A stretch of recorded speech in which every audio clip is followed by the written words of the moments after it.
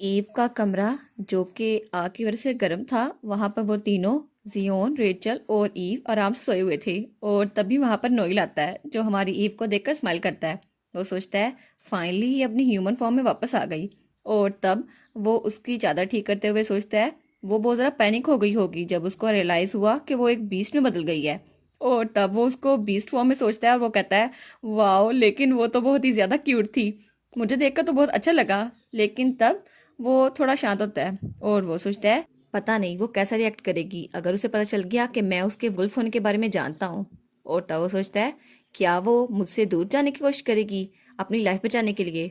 और तब उसे पहली बार अपनी मुलाकात याद आती है और वो सोचता है पहली बार जब हम मिले थे तब तो मैंने उस पर अटैक किया था और उसने अपनी जान बचाई थी, लेकिन उसके बाद मैं तो उसकी आइडेंटिटी के बारे में और जानना चाहता था और मैंने रेचल को एक एक्सक्यूज़ के तौर पे यूज़ किया ताकि मैं उसके साथ रह पाऊँ।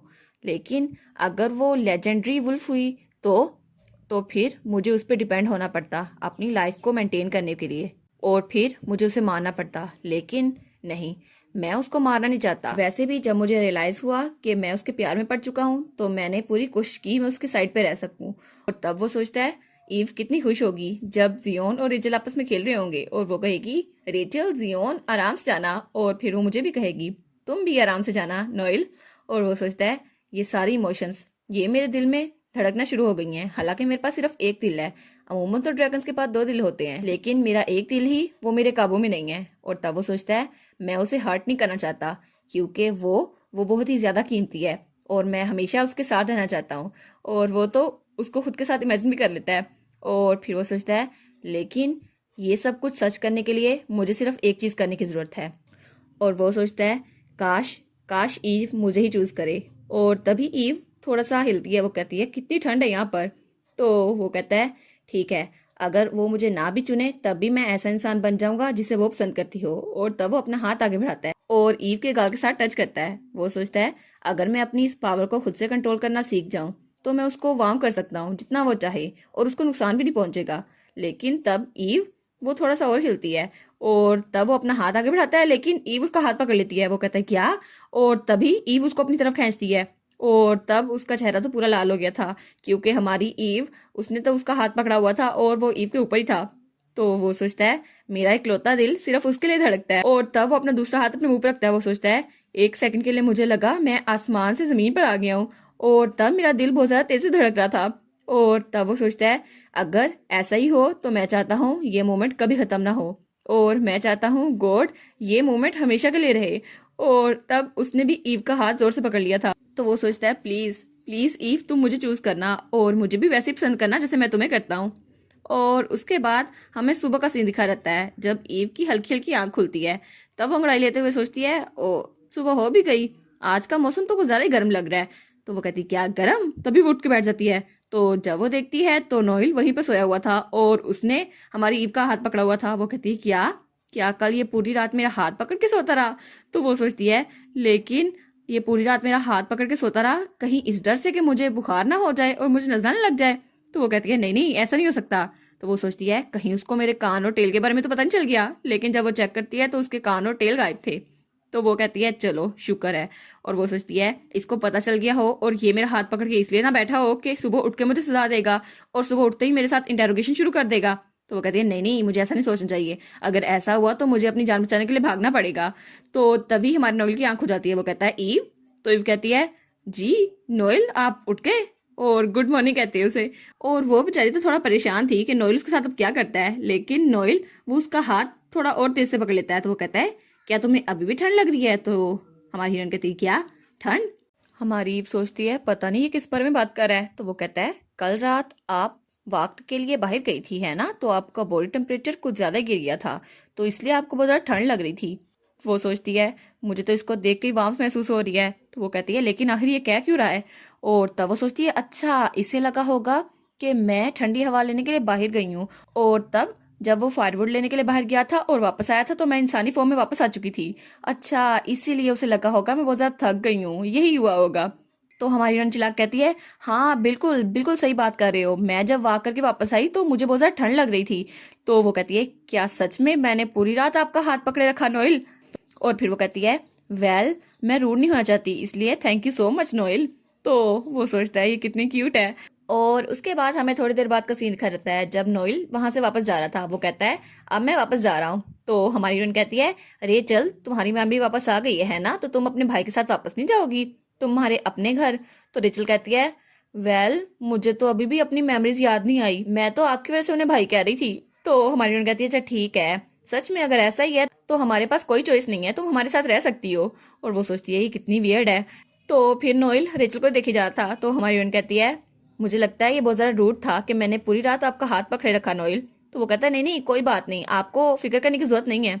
तो वो कहती है नहीं नहीं फिर भी मेरी वजह से आपकी स्लीप डिस्टर्ब हुई होगी। तो फिर वो कहती है अगर मेरी वजह से आपको कोई परेशानी हुई है तो आप मुझसे कुछ भी पूछ सकते हैं, कुछ भी। तो वो कहता है क्या सच में कुछ भी? तो हमारी फ्रेंड कहती है हाँ हाँ जब तक मैं वो कर सकती हूँ मैं वो करूंगी। तो वो कहता है सच में अगर ऐसा है तो वो फिर उसके करीब वो कहता है अगर आप माइंड ना करें तो क्या आप प्लीज मेरा सर सहला सकती हैं? तो वो कहती है क्या आपका सर?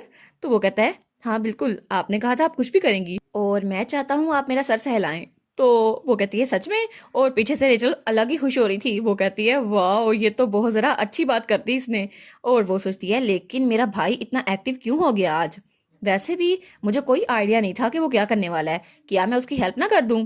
तो वो कहती है ओ मुझे लगता है जियोन मुझे बुला रहा है तो मैं अभी आती हूँ। और वो वहां से चली जाती है। तो हमारी ईव कहती है एक मिनट रुको तुम कहाँ जा रही हो, लेकिन वो उन दोनों को अकेला छोड़ के वहां से जा चुकी थी। तो हमारी ईव सोचती है कितना एम्बैरेसिंग लग रहा है, अब सिर्फ हम दोनों ही बचे हैं। तो फिर उसको हमारा नॉवेल बुलाता है। वो कहता है ईव। तो तब हमारा हीरो कहता है मैं आपको बताना चाहता हूँ जब भी मैं आपका हाथ पकड़ता हूँ तो मेरा बॉडी टेम्परेचर वो भी थोड़ा गिर जाता है। तो वो कहती है क्या? तो तब वो सोचती है ये तो कितना ज़रा क्लोज है। तो फिर वो कहती है अच्छा तो क्या हम एक दूसरे का हाथ पकड़ें दोबारा से? तो वो कहता है हाँ ये भी बुरा आइडिया नहीं है, लेकिन मैं चाहता हूँ आप मेरे बालों को टच करें, ये बहुत ज़रा बेहतर होगा। या फिर वो अपने दिल पर हाथ रख के कहता है आपको मैं पसंद नहीं हूँ और आपको मेरा टच करना पसंद नहीं है। और वो तो बड़ा ही मस्कीन लग रहा था। लेकिन हमारी उन कहती है ये कितना ज्यादा हैंडसम है, इसका इतना हैंडसम फेस तो बहुत ही ज्यादा डेंजरस है, अब मैं इसको मना कैसे करूं? तो वो कहता है मुझे पता था, मेरा फेवर तो कुछ ज्यादा ही हो गया है ना, आप ये नहीं करेंगी। और फिर वो कहता है मैं पूरी रात आपका हाथ पकड़े हुए था तो मेरी भी नींद पूरी नहीं हुई। तो हमारी उन कहती है क्या क्या मतलब, अब इससे कुछ गलत मतलब ना निकाल लेना।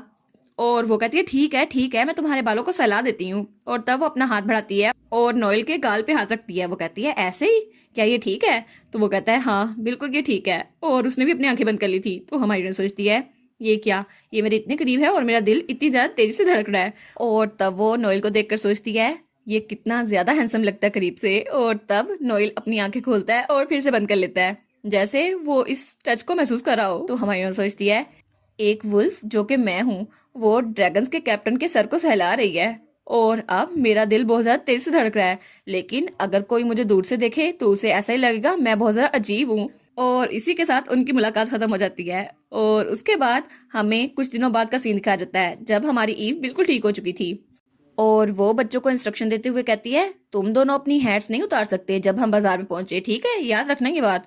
तो वो दोनों रेचल और जियोन बहुत ज्यादा खुश रहते हैं। वो कहते हैं हाँ हाँ बिल्कुल हम ऐसा ही करेंगे और अब तो हम बाजार जा रहे हैं।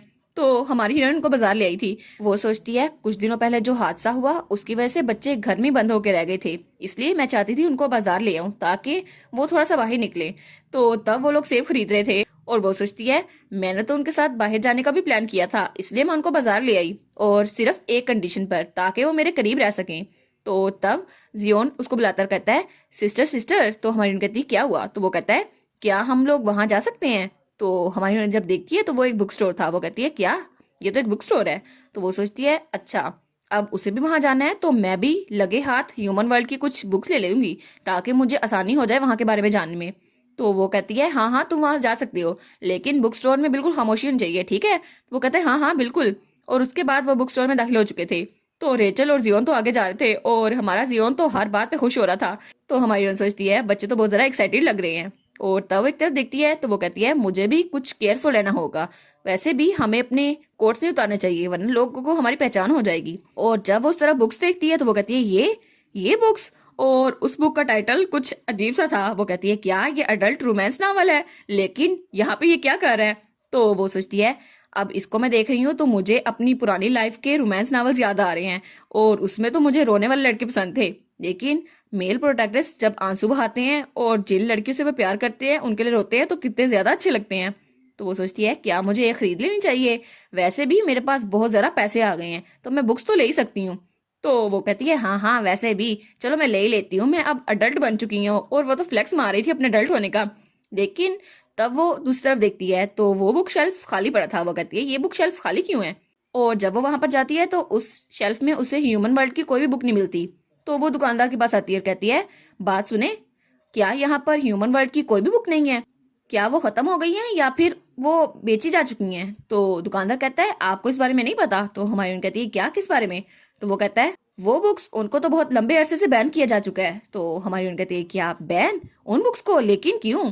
तो वो कहता है क्योंकि मास इलीगल इमिग्रेशन की वजह से ह्यूमन वर्ल्ड का राजा बहुत ज़्यादा गुस्से में आ गया है और वो नहीं चाहता और बीस्ट वहां पे जाए, इसलिए आपको समझना होगा ना, कोई भी उस बुक को खरीदना नहीं चाहेगा जहाँ पे बैन लगा हो। और तब तक वो हमारी हीरोइन की दूसरी बुक पैक कर चुका था। तो हमारी हीरोइन सोचती है मुझे लगता है ये ऐसे ही होगा, शायद कुछ हुआ होगा इसकी वजह से वो बुक नहीं मिल रही, लेकिन मैं उस बुक को खरीद लेती तो कितना ज़्यादा अच्छा होता। और क्या हमेशा के लिए मैं नॉर्थ में फंसी रह जाऊंगी। अगर ह्यूमन वर्ल्ड के राजा का गुस्सा कम ना हुआ तो क्या होगा, क्या मुझे यहीं पे रहना पड़ेगा जियोन के साथ। तो तब रेचल उसे दूर से देखती है और वो उसको देखी जा रही थी। वो सोचती है पता नहीं सिस्टर यहाँ पे क्या खरीद रही है, और इन्होंने अभी ह्यूमन वर्ल्ड का जिक्र किया है ना। और उसके बाद सीन रहता है और हमें रात का सीन दिखा रहता है। और तब जियोन और हमारी ईव सो चुकी थी, लेकिन वहां पर रेचल नहीं थी क्योंकि रेचल दबे कदमों से किसी और रूम में जा रही थी। वो सोचती है ऑब्वियसली बुक स्टोर में मैंने ह्यूमन वर्ल्ड का नाम सुना है ना, तो मुझे लगता है वो किसी और जगह जाने के बारे में सोच रही है, क्या वो ह्यूमन वर्ल्ड तो नहीं। तो तब वो फाइट जलाती है और वो सोचती है अगर वो जाने की कोशिश करेगी तो मैं उसको दोबारा नहीं देख सकूंगी, है ना। अगर ऐसा ही हुआ तो मैं इस चीज को रोक के रहूंगी। और जब वो अपनी फायर मैजिक को यूज करती है तो वहां से एक फीनिक्स निकलता है। तो वो कहती है मैं तुमसे एक काम लेना चाहती हूँ, तो मेरा काम करो फीनिक्स। और तब वो एक तरफ शाकर कहती है मुझे वो बुक शेल्फ के ऊपर रखी हुई बुक ला के दो जो उसने आज खरीदी थी। और वो सोचती है उसने वो बुक किसी को बताए बगैर खरीद ली, उस बुक में जरूर कुछ ऐसा होगा जिसकी वजह से वो दूसरी जगह जाना चाहती होगी। क्या मुझे जाना चाहिए, मुझे देखना ही होगा वो आखिर क्या खरीदने वाली थी। तो जब उस बुक को पढ़ती है वो कहती है क्या ये अडल्ट रोमांस नावल है, और उसका फिनिक्स उसके कंधे पे बैठा हुआ था। तो तब वो चिल्लाती है तो फिनिक्स उठ जाता है। वो कहती है क्या क्या क्या इसमें क्या लिखा हुआ है। तो तब वो बुक के बाकी पेज देखती है। वो सोचती है तो उसको ये सब कुछ पसंद है। तो फिर वो फिनिक्स को दिखाते हुए कहती है इस पार्ट को अच्छे से याद कर लो और मेरे भाई को ये पढ़ के सुनाना। तो फिनिक्स वो हाँ में सर हिलाता है। तो हमारी रेचल कहती है ठीक है तुम्हें अभी जाना होगा और मेरे भाई को बताना होगा, उसको बताना सिस्टर इला को ये चीजें पसंद है। तो फिनिक्स वहां से उड़कर जा रहा था और वो तो उसके भाई के पास पहुंचने वाला था। और जब वो हमारे हीरो के पास पहुंचता है तो हमारा हीरो कहता है क्या क्या ये सब कुछ आखिर है क्या। और फिनिक्स ने उसको सारी तस्वीर दिखा दी थी जो रेचल ने उसको बताया था। तो वो कहता है सच में ईव को ये सब कुछ चीजें पसंद है, क्या मुझे अब ये सब कुछ करना पड़ेगा। और वो बेचारा तो शाइनेस के साथ साथ पैनिक भी हो रहा था। वो कहता है सच में अब मुझे ये सब कुछ करना पड़ेगा उसको खुश करने के लिए। और इसी के साथ ये वाला पार्ट यहाँ पर ख़त्म। तो आप लोग बताइएगा आपको ये पार्ट कैसा लगा। प्लीज़ लाइक करिएगा, कमेंट करिएगा और शेयर करिएगा। और जो न्यू व्यूवर्स हैं काइंडली वो चैनल को सब्सक्राइब कर दें। और पिछली वीडियोस का लिंक आपकी स्क्रीन पर नज़र आ रहा होगा तो काइंडली उनको भी चेकआउट कर लें। Thank you so much.